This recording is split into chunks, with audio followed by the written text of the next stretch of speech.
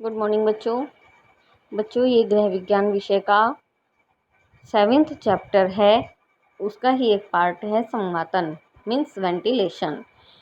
संवातन क्या है आप जानते हैं। प्राणी मात्र के जीवित रहने और स्वस्थ रहने के लिए शुद्ध वायु अनिवार्य है।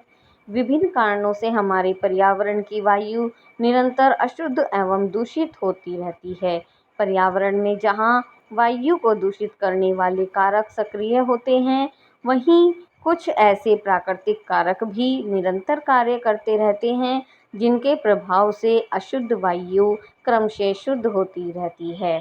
इस प्रकार पर्यावरण में पर्याप्त मात्रा में शुद्ध वायु उपलब्ध होती रहती है।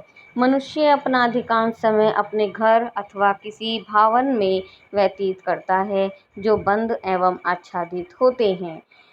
भवन के अंदर रहने वाले व्यक्तियों के श्वसन मीन्स जो घर में रह रहे हैं व्यक्ति, उनका श्वसन और अन्य दैनिक कार्यकलापों के कारण वहाँ की वायु बड़ी तेजी से दूषित होती है। दूषित कैसे होगी कि जब हम एक मकान में आप देखते हैं कई व्यक्ति रहते हैं, ठीक है, उसमें क्या होता है, व्यक्ति सांस लेते हैं छोड़ते हैं।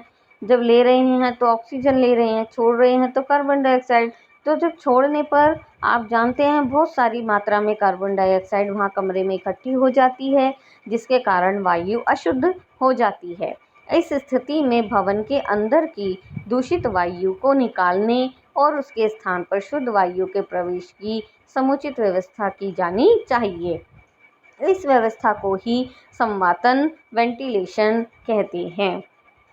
इस प्रकार हम कह सकते हैं कि किसी आवासीय स्थल से अशुद्ध वायु के निष्कासन मीन्स अशुद्ध वायु के बाहर निकालने और बाहर से शुद्ध वायु के आने की समुचित व्यवस्था ही संवातन कहलाती है। ठीक है, उसके बाद है संवातन का सिद्धांत। सिद्धांत क्या है इसका? ये एक प्राकृतिक कार्य है। ठीक है, वायु का एक प्राकृतिक कार्य है। उसकी प्रकृति कैसी है कि वह गर्म होने पर हल्की हो जाती है और हल्की होने पर क्या होता है, वह ऊपर को उठ जाती है। इसके अतिरिक्त इसकी यह भी प्रकृति है कि इसमें निरंतर गति होती रहती है, चलती रहती है हवा। ऐसा तो नहीं है कि रुक गई एक ही जगह, आपने वहाँ इकट्ठी कर ली उसको, ऐसा नहीं है, गति होती रहती है। यदि किसी स्थान पर वायु कम हो जाती है तो उस स्थान को भरने के लिए आसपास के स्थानों से वायु वहाँ आ जाती है। संवातन का सिद्धांत वायु की इन्हीं विशेषताओं पर आधारित है। अब क्या होता है, जैसे रसोई घर में ईंधन के जलने से भी वहाँ विद्यमान वायु का ताप बढ़ जाता है। ताप बढ़ने से भवन के अंदर की वायु हल्की होकर ऊपर उठ जाती है और वायु छत के निकट उपलब्ध किसी मार्ग से बाहर निकल जाए तथा फर्श के निकट किसी मार्ग से बाहर की वायु अंदर आ जाए तो संवातन की जो व्यवस्था है वो बनी रहती है। यही संवातन को व्यवहारिक रूप प्रदान करने के लिए भवन में छत के पास रोशनदान बनाए जाते हैं, खिड़कियां बनाई जाती हैं या दरवाजे बनते हैं। ठीक है, क्या होता है, खिड़की दरवाजों से शुद्ध वायु भवन में प्रवेश करती है और रोशनदान से अशुद्ध वायु बाहर निकल जाती है। इस प्रकार संवातन का चक्र नियमित रूप से चलता रहता है। अब आता है कि घर के भीतर के संवातन के गुण, जो घर के अंदर है वह संवातन कैसे होता है। संवातन का है वायु का आना और जाना।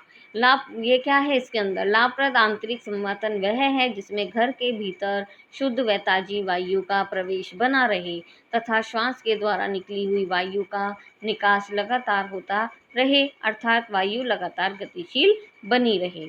इसी गतिशील वायु के कारण शरीर का ताप कम होता है और घर से दूषित गैसें, कीटाणु और धूल कण आदि हटते रहते हैं। घर के बाहर का कैसा? घर के बाहर वायु शुद्ध करने के लिए हम क्या करते हैं, सड़क गली चौड़ी होनी चाहिए, मकानों के बीच पर्याप्त दूरी होनी चाहिए, मकानों के आसपास पार्क या क्रीड़ा स्थल होने चाहिए, सड़कों से गंदगी को प्रतिदिन हटाना का प्रबंध होना चाहिए, नालियों की सफाई की समुचित व्यवस्था होनी चाहिए, तो ही वहाँ का बाहर का वातावरण शुद्ध होगा, और वातावरण शुद्ध होगा तो शुद्ध वायु हमारे घर में प्रवेश करेगी। अब आता है संवातन के साधन। संवातन के मुख्यतः 2 साधन हैं, प्राकृतिक संवातन और कृत्रिम संवातन। प्राकृतिक संवातन में क्या आता है, एस्पिरेशन, कि गैसों की वह प्रकृति होती है कि वे हमेशा अधिक दाब से कम दाब की ओर चलती हैं, मीन्स नीचे से ऊपर की ओर। नीचे दबाव अधिक होता है वायु का, और ऊपर जब वायु दूषित हो जाती है तो वह उसका दबाव हल्का होकर वह कम हो जाता है और वह ऊपर की ओर चलती है। यदि किसी कमरे में वायु का दबाव बाह्य वायु के दबाव से कम होता है तो हवा बाहर से अंदर आनी शुरू हो जाती है। इसके विपरीत यदि अंदर की वायु का दबाव बाहर की वायु के दबाव से अधिक होगा तो वायु अंदर से बाहर की ओर चलने लगेगी। इस प्रक्रिया को एस्पिरेशन या चूषण क्रिया कहते हैं। फिर आता है विसरण, डिफ्यूजन। प्राय देखा गया है कि पदार्थ अधिक मात्रा वाले स्थान से कम मात्रा वाले स्थानों की ओर बहता है। द्रव एवं गैसीय द्रव्य विसरित होते हैं, परंतु विसरण की मात्रा द्रव के हल्केपन के निर्भर करती है। पदार्थ जितना हल्का होगा उसका विसरण भी की क्रिया भी उतनी ही तीव्र होगी। यह विसरण की क्रिया संवातन में महत्वपूर्ण भूमिका निभाती है। निःश्वसन के फलस्वरूप निकली हुई कार्बन डाइऑक्साइड। निःश्वसन क्या है, जब हम सांस छोड़ते हैं वह क्रिया निःश्वसन कहलाती है। उसमें क्या होता है, कार्बन डाइऑक्साइड जो हम निकाल रहे हैं उसके द्वारा कमरे से बाहर निकलना चाहती है, और बाहर की हल्की वायु विसरण के द्वारा कमरे में भीतर प्रवेश करना चाहती है। यह क्रिया तब तक चलती है जब तक कि कमरे के भीतर और बाहर दोनों की वायु समान नहीं हो जाती। नंबर 3 आता है संवहन, कन्वेक्शन। संवहन की प्रक्रिया भी गैसों एवं तरल पदार्थों में होती है। इस प्रक्रिया में गैस अथवा तरल पदार्थ अपना प्रथम कण गर्म होकर फैल जाता है और हल्का हो जाता है। हल्का होने के कारण यह ऊपर उठता है। इस कण का स्थान ठंडा कण तुरंत ही ग्रहण कर लेता है। ठीक इसी प्रकार यह कण भी गर्म होकर फैलकर ऊपर उठ जाता है। यह प्रक्रिया तब तक चलती रहती है जब तक कि पूरा पदार्थ गर्म होकर एक समान तापक्रम प्राप्त नहीं कर लेता। इसीलिए निःश्वसन द्वारा निकलने वाली गर्म वायु हल्की होकर ऊपर उठती है और उसका स्थान लेने के लिए बाहर से शुद्ध वायु आ जाती है। अर्थात दूषित गर्म वायु संवहन क्रिया के द्वारा रोशनदान खिड़कियों से निकलती रहती है और शुद्ध एवं ठंडी वायु दरवाजे खिड़कियों से प्रवेश करती रहती है। इसमें आपके साधन दिए हैं संवातन के, ठीक है। प्राकृतिक में दिए हैं दरवाजे एवं खिड़कियां, रोशनदान, चिमनी। कृत्रिम में दिए हैं बाहर वायु खींचने के पंखे, विद्युत चलित साधारण पंखे, एयर कूलर या एयर कंडीशनर। जैसे कि प्राकृतिक संवातन में आप देखिए कि ये जैसे गर्ल बैठी हुई है, एक लड़की, यहाँ इस क्या है, इसमें दरवाजे भी हैं, खिड़की भी हैं, रोशनदान भी हैं। तो इसको प्रॉपर खिड़की से इसकी ऑक्सीजन आ रही है, शुद्ध वायु आ रही है, और जब इसने अशुद्ध वायु छोड़ी, मीन्स निःश्वसन किया, तो वायु अशुद्ध होकर ऊपर उठी हल्की होकर, और वो रोशनदान के माध्यम से बाहर निकल गई। इस तरह से ही ऐसे ये लड़का जो लेटा हुआ है, इसमें भी यही दर्शाया गया है कि विंडो से, इनकी खिड़की से शुद्ध वायु आ रही है, और वह वायु जब वो ऑक्सीजन लेकर शुद्ध वायु छोड़ रहा है, निःश्वसन कर रहा है, तो वह रोशनदान के माध्यम से हल्की होकर रोशनदान के माध्यम से बाहर निकल जाती है। ठीक है,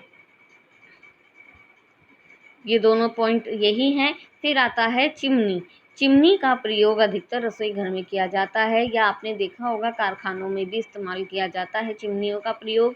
इसमें क्या है कि कोयला या लकड़ी जलने पर परिणाम स्वरूप उत्पन्न धुएं की निकासी चिमनियों द्वारा ठीक प्रकार से संभव है। शुद्ध वायु रसोई में खिड़की दरवाजे से प्रवेश कर पाती है। आधुनिक रसोई घर में ईंधन के रूप में कुकिंग गैस ने घर घर स्थान ले लिया है।